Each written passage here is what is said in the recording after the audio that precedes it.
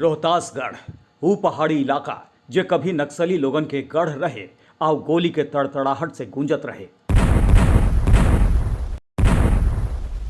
शासन प्रशासन के आम लोग तक पहुंचे के हर कोशिश नाकाम हो जात रहे।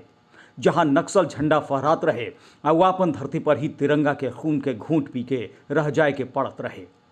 कैसे ही खूबसूरत जगह के नक्सली सबके चंगुल से छुड़ावल गई आउ कैसे तेज तर्रार जांबाज अफसर लोग आपन जान के बाजी लगा के रोहतासगढ़ के किला पर तिरंगा फहरैलन।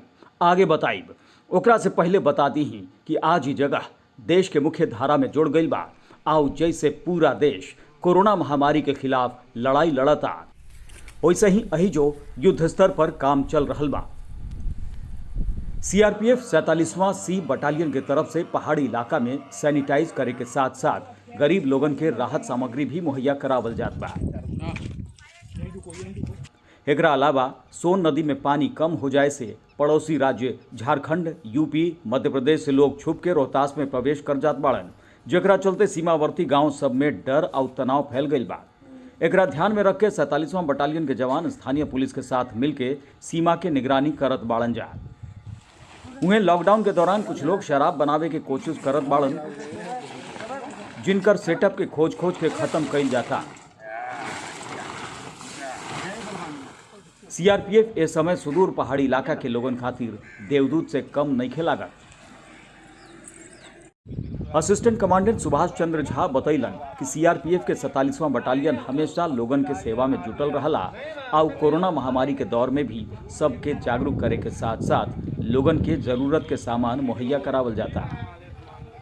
C47 बटालियन सीआरपीएफ जो तेराकला रोहतास में स्थित है, नक्सल विरोधी अभियान के अलावा कोविड-19 से बचाव हेतु लोगों के बीच जाकर के उसको जागरूक किया जा रहा है कि आप जो है घर में रहें, जिससे कि इस महामारी से जो है बचाव हो सके।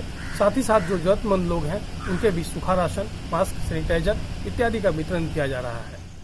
यह बतावल जरूरी बा कि रोहतास कैमूर के पहाड़ी इलाका कभी नक्सली लोग के गढ़ रहे, जेकरा रेड जोन के नाम से जानल जात रहे।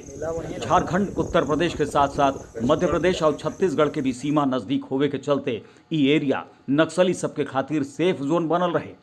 पुलिस और सुरक्षा बल के दबाव बढ़े पर नक्सली आसानी से एक राज्य से दूसर राज्य में भाग जात रहन, जेह में सोन नदी के चलते भी उन्हीं के बॉर्डर पार करे में मदद मिलत रहे। ऐसे उ लोग के खिलाफ कार्रवाई में हमेशा मुश्किल आवत रहे। 80 के दशक से ही रोहतासगढ़ के किला नक्सली सबके गढ़ बन गए रहे, जहां से उ लोग नक्सली घटना के अंजाम देवे के अलावा 14 अगस्त के हर साल काला झंडा फहरावत रहसन। लेकिन हालात बदलल 4 अगस्त 2008 के बाद से, जब विकास वैभव रोहतास के एसपी बनलन। आवे के बाद सबसे पहले वो रोहतासगढ़ के स्थानीय लोग के विश्वास में लेवे के काम कैलन।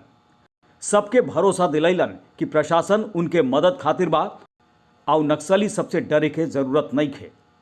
एकरा साथे वहां पुलिस गतिविधि तेज हो गई और नक्सली समर्थक भी दो फाड़ हो गईलन।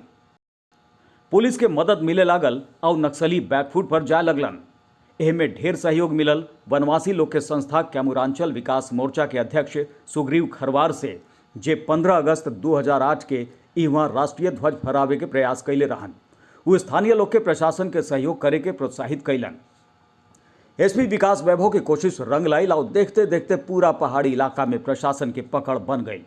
नक्सली लोग के खिलाफ लगातार ऑपरेशन चलावल गई। नक्सली पीछे हटे लगलन और 61 साल बाद 26 जनवरी 2009 के रोहतासगढ़ किला पर तिरंगा फहरा देवल गई। खास बात ही रहे कि रोहतासगढ़ किला पर झंडोत्तोलन समारोह में शामिल होकर समाज के मुख्य धारा से जुड़े के अपील पर्चा के माध्यम से नक्सली सबसे भी कैल गई रहे, जेकरा बाद नक्सलवाद से प्रभावित ढेर लोग मुख्य धारा से जुड़ गईलन। विकास वैभव के बाद 14 फरवरी 2011 से रोहतास के कमान संभलन मनु महाराज और नक्सली लोग के खिलाफ अभियान के आगे बढ़ैलन। उनका अभियान से घबराइल नक्सली लोग उनका पर हमला भी कैले रहन, जेह में वो बाल बचलन। लेकिन ई हमला के बाद मनु महाराज आओ जोर शोर से ऑपरेशन चलैलन, जेकरा चलते अभय यादव जैसन कई एक नामी नक्सली के सरेंडर करे के मजबूर हुए पड़ल। जे लोग 20 साल में 50 से भी ज्यादा वारदात में शामिल रहन। ई लोग कैमूर पहाड़ी पर अपन साम्राज्य बना ले रहन और नक्सलवाद के खत्म करे के राह में सबसे बड़ा रोड़ा बनल रहन। नामी नक्सल सबके सरेंडर करे के साथ ही कैमूरांचल में नक्सलवाद के सबसे बुरा दौर खत्म हो गई। आज रोहतासगढ़ आज़ादी के सांस लेवता और 1857 के स्वतंत्रता संग्राम में वीर कुंवर सिंह के भाई अमर सिंह के ठिकाना बने वाला ये किला एक नया अध्याय लिखत दिखाई पड़ता।